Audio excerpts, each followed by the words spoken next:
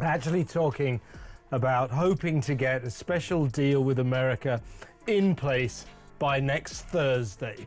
Good luck with that. So much for the special relationship, as I was saying before the break. You know, Keir Starmer faffing around in Paris now, actually talking, excuse me.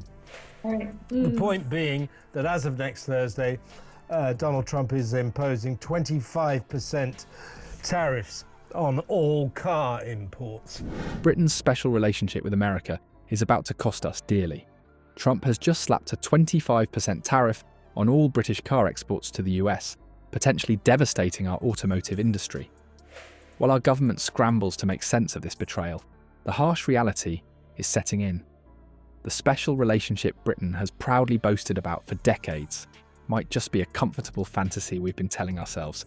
The question is, why does Trump seem to despise not just the EU, but Britain too? Another feat of delusion by this government. Oh, they won't do this to us. They might do it to Europe, but they won't do it to us. Well, they've done it to us. Certainly, Donald Trump feels a sort of slightly surprising and very welcome level of affection for the UK that probably isn't remotely warranted by the state of the country. The relationship has long been a bit of a figment of the British imagination. I mean, I don't think it's completely non-existent in that. Before we move on, I'd like to ask you a small favour. If you appreciate this content, please take a second to like this video and subscribe to the channel. Over 98% of you watch the videos without subscribing. It costs you nothing, but it makes a huge difference to us. So, did you click the subscribe button? Great, thank you so much. Now, back to the video. For decades, British politicians have clung to the notion of a special relationship with America, like it's some magical talisman that guarantees our relevance on the world stage. This beloved fantasy began when Churchill first coined the phrase in 1946, standing before an American audience in Fulton, Missouri. He wasn't just making a casual observation, he was deliberately crafting a narrative that would cement Britain's position as America's foremost ally in the post-war world. And we've been comforting ourselves with this illusion ever since. The painful truth?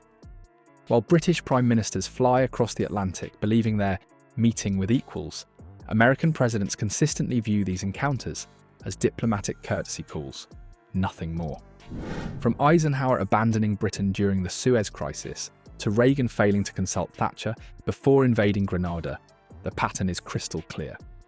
When American interests are at stake, our special relationship suddenly becomes remarkably ordinary. Trump took this transactional approach to new heights. His America First policy wasn't just a campaign slogan, it was the unambiguous blueprint for his presidency. His imagination. It's one thing to be, to have a Trump golf course somewhere up north, quite another to see what has become of our city centres. I mean, if he were actually to wander around much of London and many of our cities and towns elsewhere for the UK. But he is hard-nosed businessman at the end of the day. At the beginning and the end of the day, it's all about deals, and he's not going to cut us any slack because of sentimentality. When he declared at his inauguration that every decision on trade, on taxes, on immigration, on foreign affairs will be made to benefit American workers and American families, he wasn't making an exception for Britain. Yet somehow British officials convinced themselves they'd be treated differently. Yes, Trump has Scottish heritage through his mother. Yes, he's expressed admiration for the royal family and owns golf courses in Scotland. But anyone who thought these sentimental attachments would translate into favourable trade terms fundamentally misunderstood the man. Trump views international relations exclusively through the lens of business deals. There are winners and losers, with no room for sentiment. Remember when Trump imposed 25% tariffs on British steel in 2018? Or how about when he threatened to include the NHS in a post-Brexit trade deal, despite vehement British opposition? These weren't anomalies, they were completely consistent with his approach. Yet each time Theresa May or Boris Johnson received a complimentary tweet or a firm handshake, they rushed to declare it evidence of our privileged position. The most bewildering aspect of this delusion is how it persists despite overwhelming evidence to the contrary.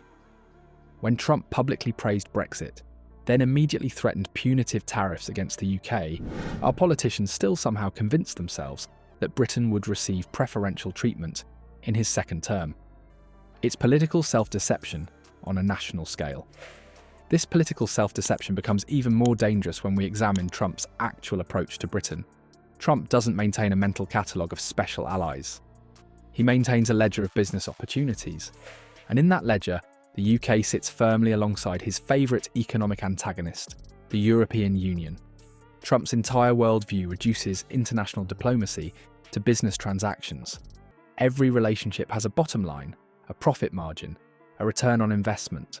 Kids himself that somehow or other Trump and the gang think differently of Keir and Britain than they do about the rest of Europe, the EU leaders. Well, they don't. They think that, quite rightly, that Starmer epitomises everything they hate about Europe. You know, an enemy of free speech and honesty brings you wealth and happiness. In this country, we seem to believe that being lazy, breaking the law and shirking and being feckless means you deserve loads and loads of benefits. When he looks at Keir Starmer's Britain, he doesn't see Churchill's wartime ally.